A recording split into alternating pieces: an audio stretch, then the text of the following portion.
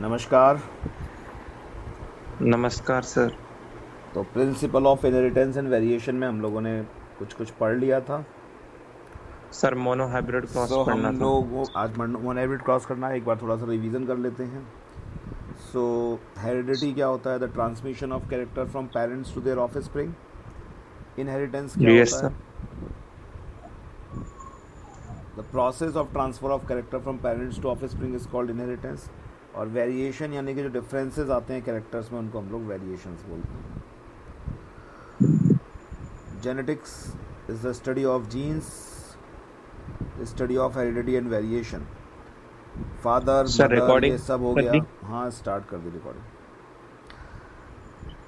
Term genetics दिया था Bateson ने, टर्म जीन दिया था जॉनसन ने। ठीक है, तो टर्म जेनेटिक्स दिया था बेटसन ने, टर्म जीन दिया था जॉनसन ने। यहाँ पे कंफ्यूज नहीं होना कभी भी, इसलिए एक ही जगह लिखा है दोनों को। मैंडल। सर सर हाँ बोलो। पीछे करना सर पीछे।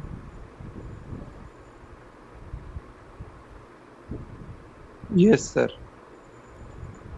मैंडल का जन्म हुआ था जुलाई 22, सर 1822। नहीं आता।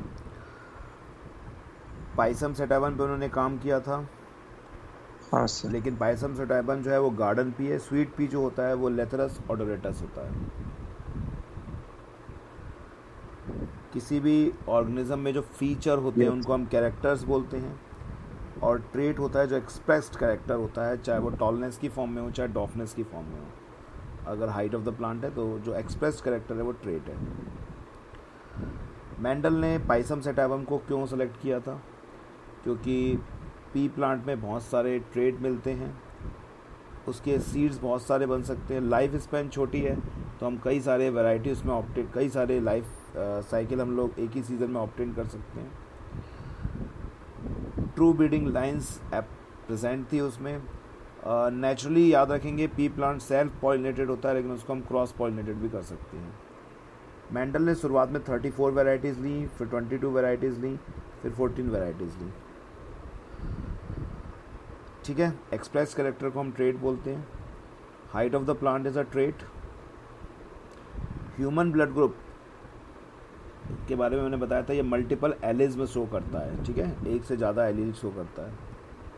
मेंडल ने अपने एक्सपेरिमेंट को पी प्लांट पे 7 सालों तक किया। ये वो कैरेक्टर्स थे जो मेंडल्स ने चूज़ किए थे, और ये 4 क्रोमोसोम पे थे। Chromosome number 1, 4, 5, 7। रिंकलिंग का हमने कारण देखा था। रिंकलिंग का कारण होता है स्टार्च ब्रांचिंग एंजाइम का एब्सेंट होना। ठीक है, मेंडल ने आर्टिफिशियल हाइब्रिडाइजेशन के एक्सपेरिमेंट किए थे और सबसे पहले बताया था scientific basis of inheritance and variation. और ये जो इनकी बुक, ये जो इनकी पूरी बातें थी जो मेंडल ने की थी, वो proceedings of Brin national science society में छपी थी। लेकिन मेंडल को क्रेडिट नहीं मिला था, क्योंकि proceeding of brown national science society के लिमिटेड सर्कुलेशन थे। ठीक है, और उनको सबसे ज़्यादा क्रिटिसाइज़ किया था A.R. वॉलेस एंड डार्विन ने। मोनोहाइब्रिड क्रॉस का मतलब क्या होता है? The cross between two varieties considering one character at a time. एक बार में एक ही कैरेक्टर की स्टडी को हम लोग मोनोहाइब्रिड क्रॉस कहते हैं। ओके,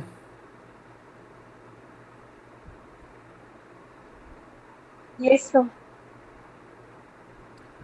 सो मोनोहाइब्रिड क्रॉस देखते हैं हम लोग। जो फेमस मोनोहाइब्रिड क्रॉस था मेंडल का, कौन सी जनरेशन ली थी उन्होंने सबसे पहले? F not generation. और एफ नॉट जनरेशन जो थी, फिलियल नॉट जनरेशन, वो प्योर जर्म लाइन थी। Yes sir. ठीक है, सपोज मेल ले लिया गया टॉल, और फीमेल ले ली गई डॉर्फ।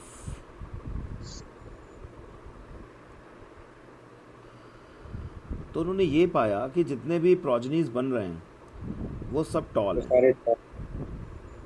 हाँ तो सर। पहले तो उन्होंने ये सोचा कि डेफिनेटली टॉल कैरेक्टर ही अपने आप में डोमिनेंट है। ठीक है, लेकिन जब उन्होंने इस तरीके से एक बार और सेल्फ क्रॉस किया, ये F1 जनरेशन का जब उन्होंने सेल्फ क्रॉस किया, F1 जनरेशन को ये सेल्फ क्रॉस किया तो फिर 3:1 के रेशो में टॉलनेस और डॉफनेस आती है। तो उससे वो सोच में पड़ जाते हैं कि डॉफनेस कहाँ से आई। तो उन्होंने ये सोचा कि डेफिनेटली डॉफनेस का फैक्टर मौजूद था, लेकिन वो फैक्टर अपीयर तब हुआ जब डॉफनेस होमोजाइगस कंडीशन में आई। तो यहाँ से उन्होंने लॉ ऑफ डोमिनेंस दिया था। तो यही आप बात याद रखोगे कि मोनोहाइब्रिड क्रॉस से उनका कौन सा कंक्लूजन ड्रॉ किया था उन्होंने, लॉ ऑफ डोमिनेंस का। ठीक है, तो yes sir. Principle of dominance कहाँ से आता है, मोनोहाइब्रिड क्रॉस से। ठीक, प्रिंसिपल ऑफ डोमिनेंस कहाँ से आता है, मोनोहाइब्रिड क्रॉस से। ये बीच में लग गया पेज, यहाँ पर था मोनोहाइब्रिड क्रॉस। स्टेम हाइट का जो क्रोमोसोम है, 4th नंबर का क्रोमोसोम पे स्टेम हाइट का जीन मौजूद होता है। ठीक है, जो स्टेम, क्या कह रहे हो, बोलो। सर एक क्रोमोसोम पे कौन सा ट्रेट मिलेगा? 4th नंबर के क्रोमोसोम के स्टेम हाइट का जीन होता है। तो कैपिटल टी को जब क्रॉस कराया जाता है स्मॉल टी के साथ, तो लॉ ऑफ सेग्रीगेशन के हिसाब से कैपिटल टी और स्मॉल टी अलग होते हैं और एक हेट्रोजाइगस कंडीशन अपीयर होती है यहाँ पे। F0 generation pure germ line थी, प्योर जर्म लाइन, जैसे कि इसके ख़ानदानों में कोई आज तक डॉफ नहीं हुआ था और इसके ख़ानदानों में कोई आज तक टॉल नहीं हुआ था। ठीक है, ये समझ में आ रही है ना बात, ये टॉल ख़ानदानों में क्या करूँ, प्योर जर्म लाइन का मतलब समझ में आ रहा है ना। Yes sir. So pure lines का मतलब, सर प्योर लाइंस का मतलब क्या है यहाँ पे, इसके खानदान में कोई भी अगर स्मॉल मतलब डॉग का है तो उसमें कोई टॉल नहीं होगा। तो यहाँ पे F1 जनरेशन को फिर सेल्फ क्रॉस किया गया और जब F1 जनरेशन का सेल्फ क्रॉस किया गया था तो what is the ratio of genotypic and phenotypic characters, क्या रेशियो आया था, 3:1। हम सब जानते हैं इसके बारे में, क्या रेशियो आता है, 3:1। Okay, so what is the phenotypic ratio, phenotypic मतलब मॉर्फोलॉजिकल एक्सप्रेशन। फिनोटाइपिक रेशियो क्या था, 3 टॉल थे 1 डॉफ था, तो फिनोटाइपिक रेशियो क्या है इसमें, 3:1। और जीनोटाइपिक यानी कि जीन्स का जो अरेंजमेंट है वो 3 तरीके का है, एक होमोजाइगस डोमिनेंट है, 2 हेट्रोजाइगस डोमिनेंट है और एक होमोजाइगस रिसेसिव है। So it's 1:2:1। सो ये सिंपल रेशियो आया था। ये AABBCC क्या लिख रहे हो ये, सर इसमें कितना होगा सर? जैसे इसमें टीटी था तो इसमें सिर्फ टीटी दिया, लेकिन सर अगर होमोजाइगस कंडीशन में था तो एक ही लेते, तो इसमें 4 आएंगे या 2 आएंगे? अभी हम लोग मोनोहाइब्रिड क्रॉस कर रहे हैं। ये जो तुम कंडीशन लिख रहे हो मोनोहाइब्रिड क्रॉस की कंडीशन नहीं कहलाएगी।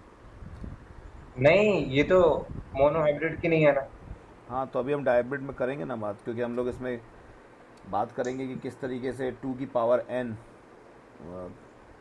याद है 2 की पावर n हम लोग हाइब्रिड्स के नंबर बनाते हैं।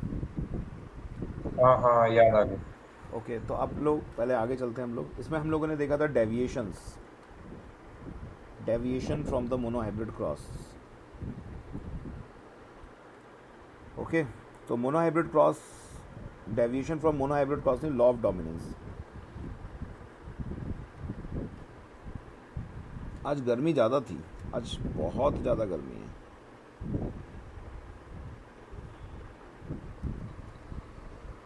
तो लॉ ऑफ डोमिनेंस का डेविएशन देखना है हमें।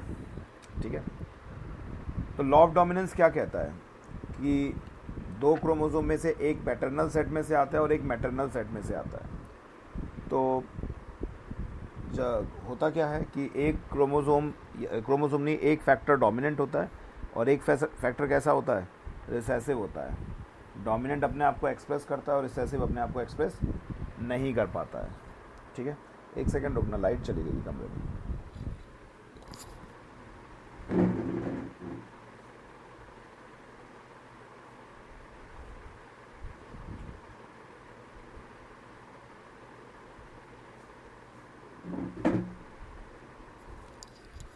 No deviation from the law of dominance. आवाज़ आ रही है मेरी? Hello hello. यस सर, आ रही है। हाँ, तो अब हमें डेविएशन देखना है। तो सबसे पहले इसमें जो डेविएशन आता है वो आता है इनकम्प्लीट डोमिनेंस का। किसका? Incomplete dominance. इनकम्प्लीट डोमिनेंस, ठीक है। इसको और भी हम कई नामों से पुकारते हैं। इंटरमीडिएट डोमिनेंस,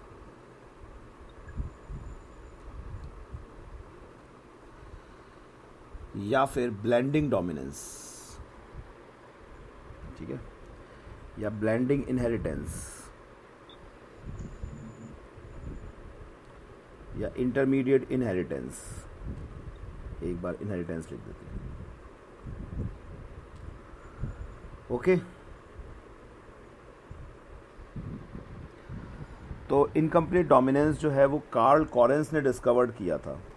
देखो, कार्ल कॉरेंस ही वो साइंटिस्ट थे जिन्होंने मेंडलिज्म के बारे में बताया, और कार्ल कॉरेंस ही वो साइंटिस्ट हैं जो कि बता रहे हैं कि मेंडलिज्म में गलतियां क्या हैं, ठीक है। तो इनकम्प्लीट डोमिनेंस किसने डिस्कवर किया? Karl Correns. इनकम्प्लीट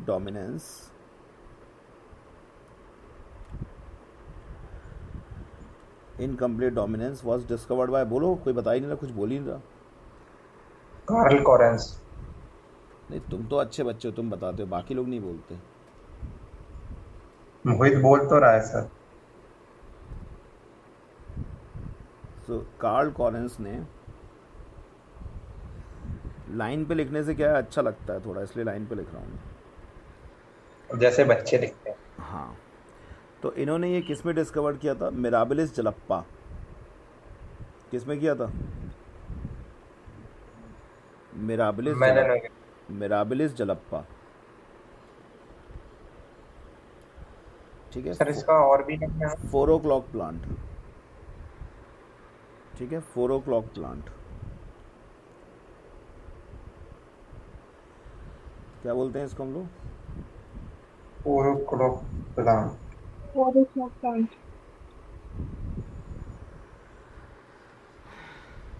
प्लांट का नाम क्या है? मिराबिलिस जलप्पा। 4 o'clock प्लांट, ठीक है।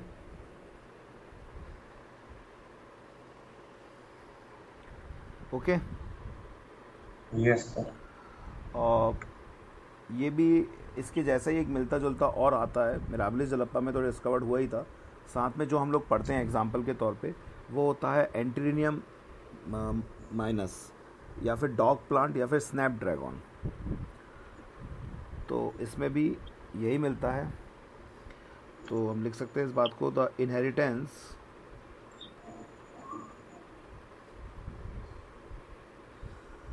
Of flower colour in dog flower plant Snapdragon. Snapdragon नाम से एक प्रोसेसर भी आता है, यस सर, सुना। और एंटीरिनियम, ठीक है, इज ऑल्सो एग्जाम्पल ऑफ किसका incomplete example? Dominance. Incomplete dominance. Incomplete dominance. Sir दोनों में कलर को लेके ही है। हाँ हाँ, ओके सर। ठीक है। और भी होते हैं एग्जाम्पल्स, लेकिन हम लोग जो पढ़ते हैं एग्जाम्पल वो इसी का पढ़ते हैं, स्नैपड्रैगन का। तो देखते हैं हम लोग इसका केस क्या होता है। So case of dog flower. वैसे चैप्टर तुम लोग दोबारा पढ़ रहे हो तो तुम्हें याद भी होगा मेरे ख्याल से मैं किस बारे में बात करने जा रहा हूँ। तो बताओ क्या हुआ था इसमें। हमने ट्रू ब्रीडिंग लिए थे, वाइट फ्लावर प्लांट लिया था और रेड फ्लावर प्लांट लिया था। तो रेड फ्लावर प्लांट की क्रॉस करा दी हमने वाइट फ्लावर वाले से।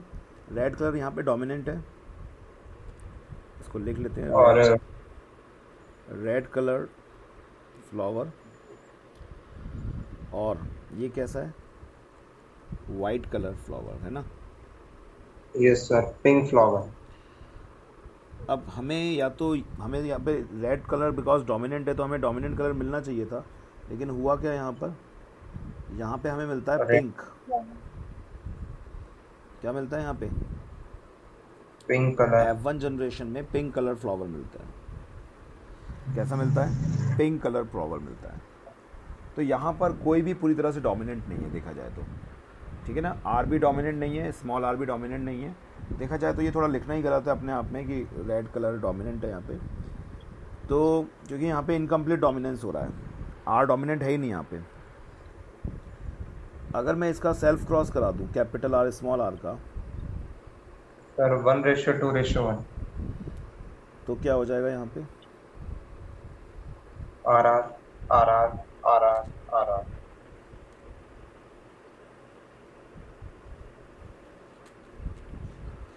सो this is the phenotypic ratio. देखो 1:2:1 का ही फिनोटाइपिक रेशो आएगा और 1:2:1 का ही जीनोटाइपिक रेशो आएगा। सेम। क्यों आएगा ऐसा, क्योंकि फिनोटाइपिक तो दिख ही रहा है, जीनोटाइपिक तो हमें दिख ही रहा है कि 1:2:1 का है। जीनोटाइपिक रेशो तो दिख ही रहा है कि 1:2:1 का है। एक कैपिटल आर है, दो इस कैपिटल आर स्मॉल आर है और एक छोटा आर है। अब यहाँ पर ये जो तुम्हें दिख रहा है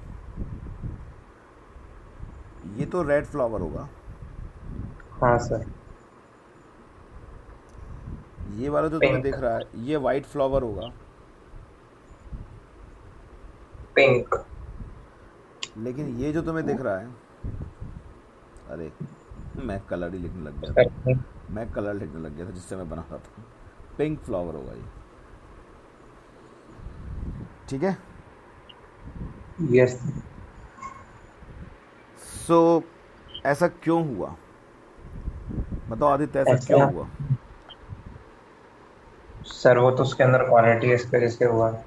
क्या क्वालिटी है सर वो उसको एक्सप्रेस नहीं कर पाया वो। कौन किसको एक्सप्रेस नहीं कर पाया, सर जो डोमिनेंट था वो रेसेसिव था, वो डोमिनेंट को एक्सप्रेस नहीं कर पाया।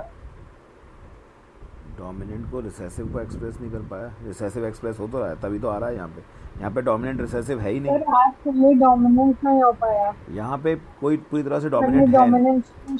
हाँ, यहाँ पूरी तरह से कोई डोमिनेंट है ही नहीं, ठीक है ना। अब दूसरा इसका एग्जांपल है जिसको हमें देखना है, वो है codominance.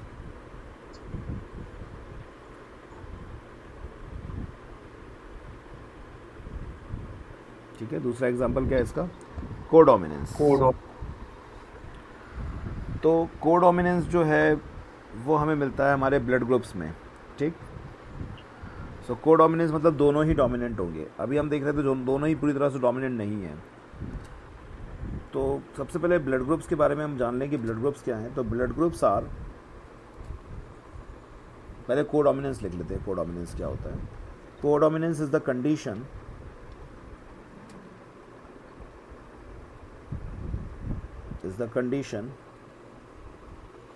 in which both the factor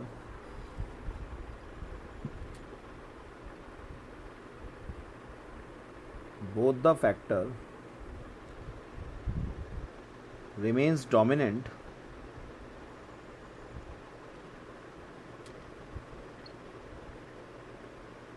ठीक है। हाँ सर। ठीक है, तो इसका एग्जाम्पल क्या है, ABO blood group, ABO blood groups, ठीक है। तो ABO ब्लड ग्रुप्स दो चीज़ों का एग्जाम्पल लिखेंगे, याद रखेंगे हम लोग। ये कोडोमिनेंस का भी एग्जाम्पल है और किसका एग्जाम्पल है, मल्टीपल एलील्स, ओके। तो सबसे पहले हम ब्लड ग्रुप्स जान लेते हैं कि क्या है, कि blood groups are extrinsic proteins. क्या है ब्लड ग्रुप्स, एक्सट्रिंसिक प्रोटीन्स हैं जो कि प्लाज्मा मेम्ब्रेन पे मिलती है आरबीसी की, found on the plasma membrane of RBC, okay. Blood groups की सबसे पहले डिस्कवरी करी थी कार्ल लैंडस्टीनर ने तो लैंडस्टीनर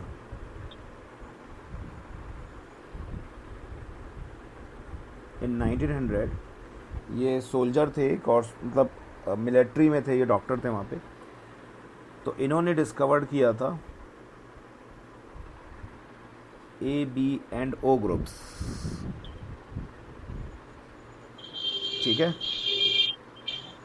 बाद में ए बी जो ग्रुप है, यानी कि ए बी ग्रुप भी मौजूद हो सकता है, वो डिस्कवर्ड किया था डी कैस्टेलो एंड स्टीनी ने।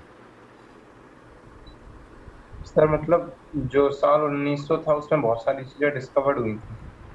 ये 1902 में हुआ है डी कैस्टेलो वाला, 2 साल बाद। अच्छा, वो तुम उसके बेसिस पे कह रहे हो कि मेंडलिज्म के बेसिस पे? हाँ हाँ, वो भी तो 1900 में था। अब एबीओ ब्लड ग्रुप को कंट्रोल करने वाला जो जीन है, वो जीन है I gene, okay. ABO blood group are controlled by gene I. किस जीन के द्वारा कंट्रोल्ड होता है? Gene I. जीन आई के द्वारा कंट्रोल्ड होता है, ठीक है। अब जीन आई के 3 एलील हैं, आई ए, आई बी, आई ओ, या इसको छोटा आई भी लिख देते हैं, यस सर, ठीक है। बुक में छोटा लिखा है। हाँ, इसको आई ए को ऐसे भी लिख सकते हैं, ऊपर करके भी लिख सकते हैं ऐसे, ठीक। Yes sir. ओके, अब ये दोनों अलग प्रकार की एक शुगर बनाते हैं, और इसकी वजह से कोई भी शुगर फॉर्मेशन नहीं होता है, कोई भी एक्सट्रिंसिक प्रोटीन नहीं बनता है, ठीक। अब हम लोगों के अंदर, हम लोग तो डिप्लॉयड ऑर्गेनिज्म है, तो बिकॉज हम लोग डिप्लॉयड ऑर्गेनिज्म है, तो हमारे में इनमें से कोई 2 ही एलील प्रेजेंट होंगे, जैसे आई ए आई बी है, आई ए आई ओ है, इस तरीके से। तो अगर मान के चलो किसी के में आई ए है, इसका मतलब उसका ब्लड ग्रुप ए होगा, क्योंकि उसमें ए टाइप की शुगर बन रही होगी। किसी का blood group I A I B है, तो उसका ब्लड ग्रुप बी होगा। किसी का आई ओ है, तो उसका ब्लड ग्रुप ओ होगा। लेकिन किसी का अगर आई बी है, तो उसका ब्लड ग्रुप क्या होगा? अब ए बी हो जाएगा, according to law of codominance, ठीक है। Yes sir. इट मीन्स, अच्छा, इस कंडीशन में क्या होगा? आई ओ, इस कंडीशन में ब्लड ग्रुप ए बनेगा।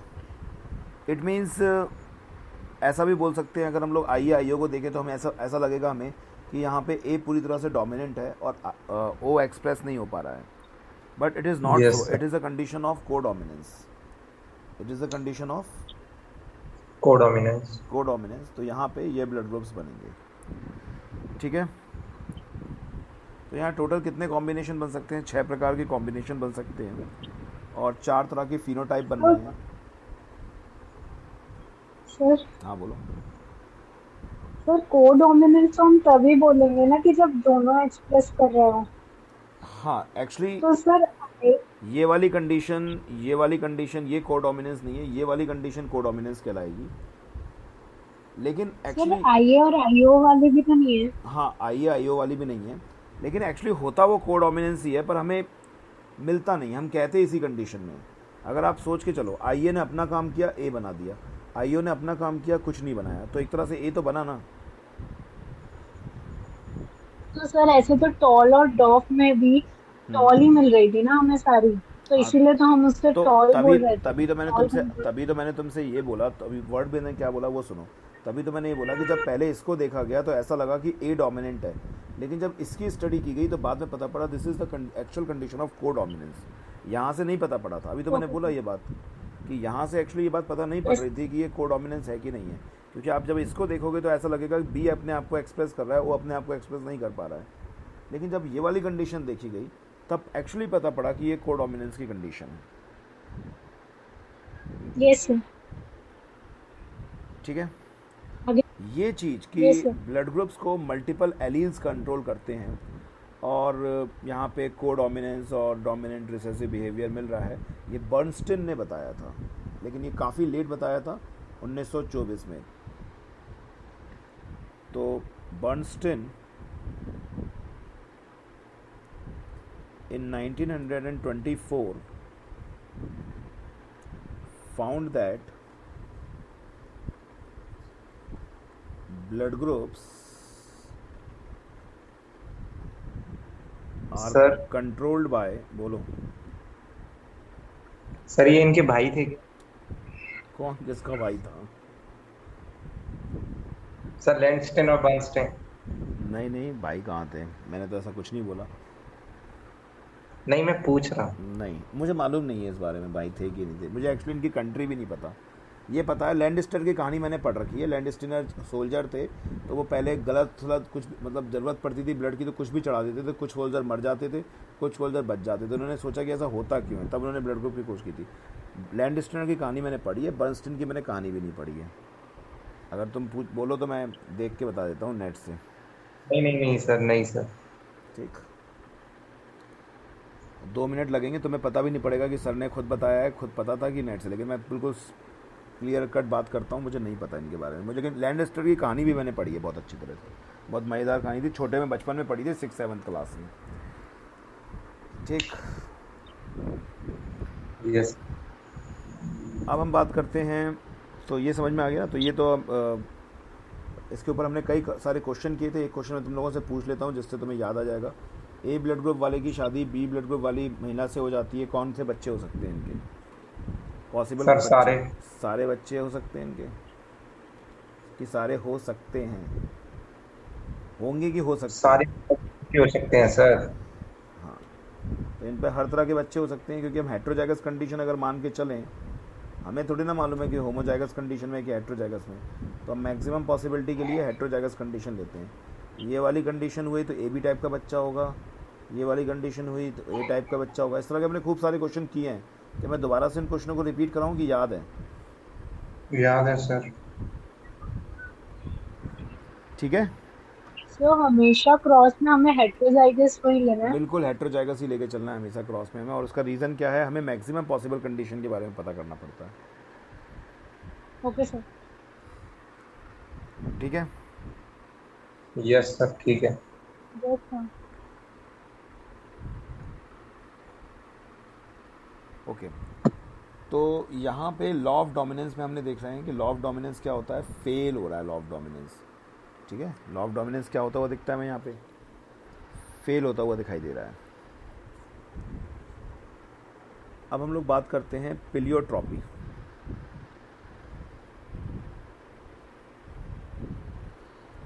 और दूसरा होता है इसी से मिलता जुलता, पॉलीजेनिक इनहेरिटेंस। इतने जल्दी पहुंच गए सर हम यहाँ पे? मैं बिल्कुल एनसीईआरटी से चल रहा हूँ। Yes sir.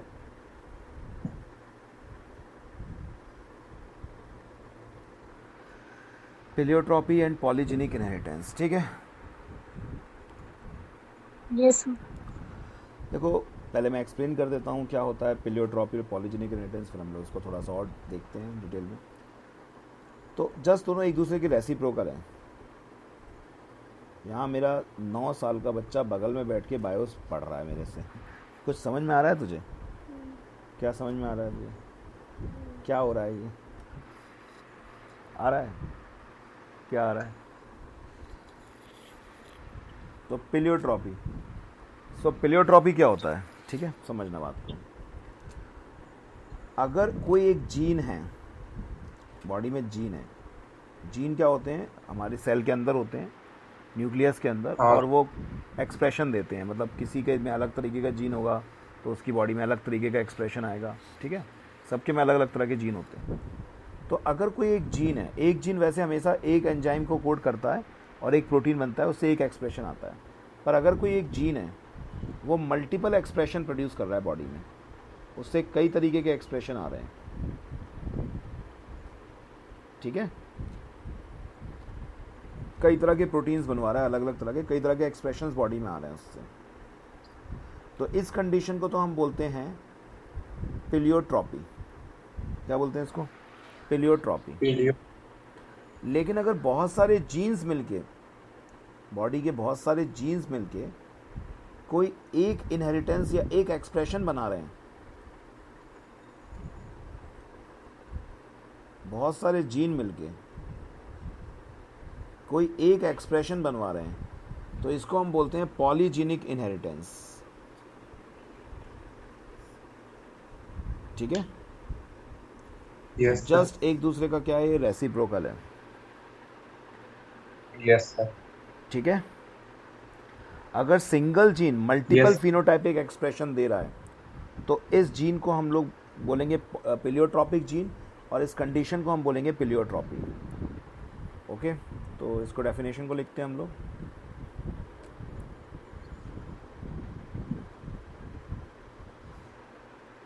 इफ सर अगर दो जीन करके एक एक्सप्रेशन शो कर रहे हैं तो वो भी पॉलीजेनिक सेम ही इनहेरिटेंस, होगा। हाँ पॉलीजेनिक इनहेरिटेंस ही है वो भी। सर ब्लड जो हमारा ह्यूमन ब्लड ग्रुप है तो ये इसका एग्जाम्पल होगा?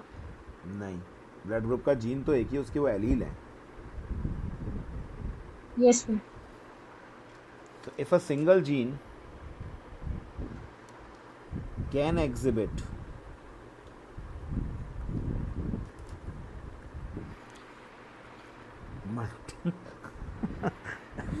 एक सेकंड रुक, क्या समझ में आ रहा है तुझे? आ रहा है कुछ समझ में?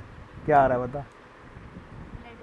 ब्लड ग्रुप्स के बारे में आ रहा है? अच्छा चलो, if a single gene can exhibit multiple phenotypic expression,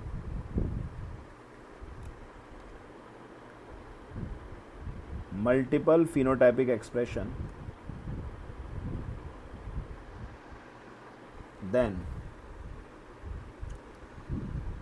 such gene is known as, क्या कहते हैं इस तरह के जीन को? प्लीयोट्रॉपी। प्लीयोट्रॉपिक जीन। ठीक है, and this condition is known as प्लीयोट्रॉपी। प्लीयोट्रॉपी।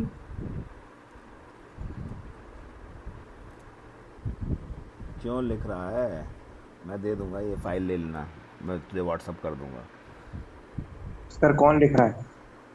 ये है बालक मेरा, बगल में बैठ के प्लीयोट्रॉपी लिख रहा है। अपने क्लास का नहीं पढ़ा जाएगा। सर दूसरों का पढ़ने में ज्यादा मजा हाँ, आता है। दूसरा में ज़्यादा मज़ा आता है, जब उस क्लास में पहुंच जाएंगे तो नहीं पढ़ेंगे। तो अगर एक जीन है हमारी बॉडी में, वो बहुत सारे मल्टीपल फिनोटाइपिक एक्सप्रेशन दे रहा है, तो उस जीन को हम प्लीयोट्रॉपिक जीन कहते हैं और इस कंडीशन को प्लीयोट्रॉपी कहते हैं। ठीक है ना? तो एक इसका एग्जांपल हम लोग देखते हैं। तो इसका एग्जांपल में बताओ, क्या एग्जांपल बताया था मैंने? एक डिसीज़ बताई थी, फिनाइल कीटोन्यूरिया। हाँ सर बताया था। देख बात सुन, अगर किसी बीमारी के लास्ट में रिया आ जाए, क्या आ जाए? तो रिया मतलब वो यूरिन से रिलेटेड related बीमारी है, मतलब सुसु, मतलब यूरिन से रिलेटेड बीमारी है। ठीक है, और किसी भी बीमारी के लास्ट में मियाँ आ जाए तो वो ब्लड से रिलेटेड बीमारी, और किसी भी बीमारी के लास्ट में पिया आ जाए, पिया, तो वो आँखों से रिलेटेड बीमारी होती है। ठीक है भाई, इतना याद कर ले। तो फिनाइल कीटोन्यूरिया जो है वो एक डिसीज़ है। बताओ इसके बारे में, बताओ मैंने क्या बताया था तुम लोगों को? सर ये एक एंजाइम बनाता है, हाँ, फिर वो म्यूटेट हो जाता है। तो उस एंजाइम का नाम क्या था? सर कुछ फिनाइल एलेनिन हाइड्रोक्सिलेज। वो एंजाइम म्यूटेट हो हाँ, जाता है। ठीक है, सर पायरुविक एसिड बना देता है फिर वो आदमी। हाँ हाँ वो ब्रेन में इकट्ठा हो जाता है। हाँ, तो फिनाइल और सर कीटोन्यूरिया, रिटार्डेशन हो जाता है। हाँ ठीक है। तो इसमें क्या होता है, फिनोटाइपिक एक्सप्रेशन जो आते हैं फिनाइल कीटोन्यूरिया में जीन के म्यूटेशन के बाद, वो कौन कौन से आते हैं? मेन तो मेंटल रिटार्डेशन है ही,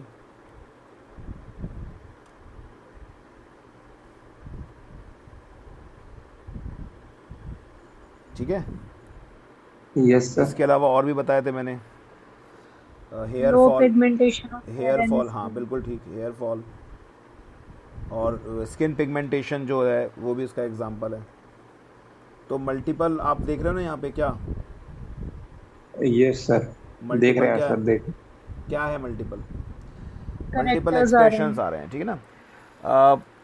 ज़्यादातर आप पिलियोट्रॉपी में ये देखोगे जो इफ़ेक्ट है जीन का वो मल्टीपल मेटाबॉलिक पाथवे में होता है बॉडी के लिए। तो इससे जैसे फिनाइलकीटोनुरिया का जो जीन है वो फिनाइल हाइड्रोक्सिलेज नहीं बना रहा, फिनाइल एलिनिन हाइड्रोक्सिलेज कई सारी मेटाबॉलिक पाथवे में इन्वॉल्व होता है, तो इसीलिए कई सारी जगह पे प्रॉब्लम आ रही है बॉडी में, ठीक है ना। यस तो ये देखा जाए तो ये मल्टीपल मेटाबॉलिज्म फेलियर का एग्जांपल है, यानी कि बॉडी में कई जगह पे मेटाबॉलिज्म फेल हो रहा है, जो नॉर्मल मेटाबॉलिज्म होना चाहिए तो फेल हो रहा है, और कुछ भी नहीं है यहाँ पे, ठीक है। इसलिए सर, डिफरेंट तरह के एक और फिनोटाइप्स हैं। एग्जांपल सर, इसका एक और एग्जांपल बताओ। इसका एक और एग्जांपल है starch synthesis in P seeds. Sir वही वाला जो अभी आपने बताया। मैंने कब बताया? आप बताइए सर फिर ये देख। प्लांट वाला है ना? वो एस बी उसमें एब्सेंट रहता है। Starch synthesis in P seeds, नहीं नहीं नहीं, ये होमोजाइगस कंडीशन होती है जो बीबी की, उससे स्टार्च ग्रेन बड़े बड़े प्रोड्यूस बनते हैं, उसकी वजह से वो वाला। ये तुमने सर कहा एक बताइए। एग्जांपल, वैसे ज़रूरत ही नहीं थी, एक ही एग्जांपल बहुत है। चलो starch synthesis in P seeds अगर हम बात करें तो अगर ये कंडीशन मिलती है तो लार्ज स्टार्च ग्रेन बनते हैं, ठीक है। अगर ये कंडीशन होती है तो स्मॉलर स्टार्च ग्रेन बनते हैं, ठीक है। ये वाले जो सीड्स हैं, अच्छा तुम उसकी कह रहे हो कि एस बी एंजाइम की, एस बी ई एंजाइम हाँ की बात कर रहे थे। हाँ, इसमें यस राउंड सीड बनते थे, इसमें रिंकल्ड बनेंगे, सर, वही तो मैं कह रहा था, यही पूछ रहा था। ठीक है। अब अच्छा एक अच्छी बात बताता हूँ, यहाँ पर एक और नई चीज़ मिलेगी तुम्हें। स्टार्च ग्रेन के अगर मैं साइज को कंसीडर करूँ, किसको कंसीडर करूँ? स्टार्च ग्रेन के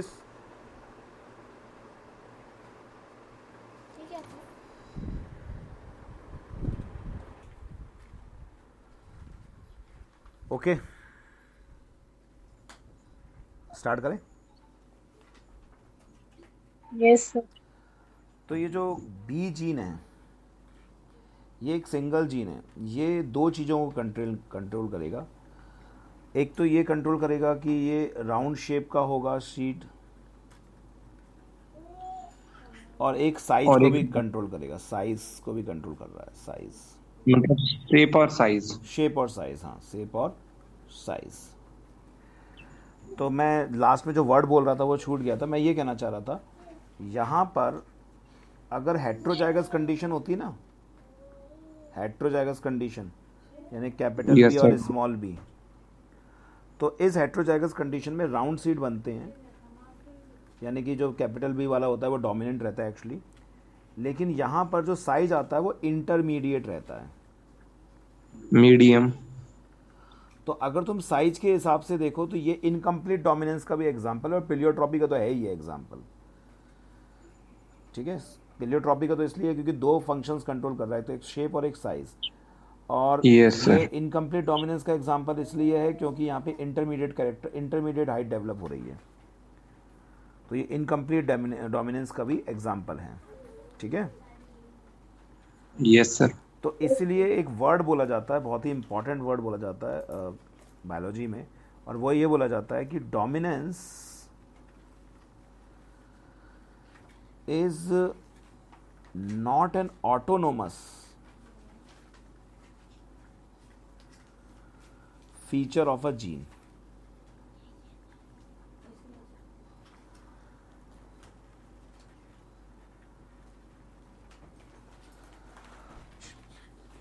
इस वर्ड का मतलब समझना, डोमिनेंस जीन का कैरेक्टरिस्टिक फीचर नहीं है, किसी एक चीज़ के लिए वो डोमिनेंस शो कर सकता है और किसी दूसरी कंडीशन के लिए वो डोमिनेंस शो नहीं कर सकता,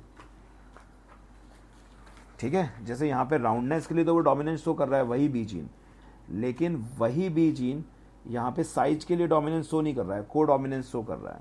तो dominance is not an autonomous feature of a gene. ठीक है, सुन रहे हो तुम लोग? तो सर सिचुएशन चेंज होंगी तो मतलब उसका डोमिनेंस भी चेंज हो जाएगा। हाँ, अगर कंडीशन हम लोग राउंड से साइज की लेने लग जाएंगे, मतलब शेप से साइज की लेने लग जाएंगे, तो यहाँ पे लॉ ऑफ डोमिनेंस से लॉ ऑफ को डोमिनेंस लग जाएगा। तो वही एक जीन है, लेकिन ऐसा नहीं है कि वो हमेशा डोमिनेंस ही शो करेगा। वो किसी एक खास कंडीशन के लिए डोमिनेंस शो कर सकता है और एक किसी दूसरे खास कंडीशन के लिए इनकम्प्लीट डोमिनेंस शो कर सकता है। यस ठीक है, यहीं तक रखते हैं अपन क्लास को। यस तुम लोगों को स्क्रीन शो हो रही थी तब से? Yes sir. ये हो रही थी show? Yes sir. Yes sir. ठीक, ओके। नहीं तो सर, क्या कल हम लोग, हाँ बोलो। सर फिजिक्स में वो जो चैप्टर मैग्नेटिक वाला चैप्टर था, मैग्नेटिज्म एंड मैटर,